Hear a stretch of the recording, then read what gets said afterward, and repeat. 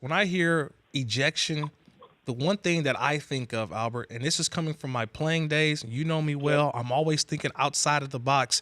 When I hear ejection, I think of one less player on Sunday that we can Yep. go out on the field with.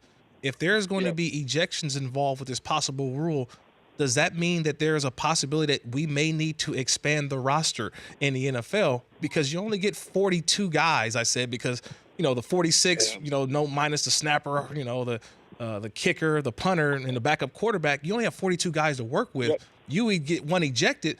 Now you're one less player down. Do they think about expanding the rosters if they want to talk about ejections in this with this rule?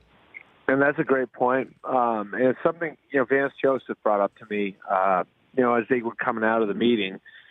He said the difference between us and college is in college, they're dressing 100 guys for every game. And so, you still feel it when a guy gets ejected, but you don't have a numbers issue. And he said, I may only bring 3 safeties to a game. So if one of them gets ejected, I may be in trouble.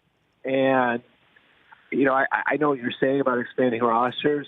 My guess is that the league wants them to feel that pressure. The league wants them to feel like we cannot afford to have one of our players deliver one of these blows because of what it'll do to our roster, because of what it'll do to our depth.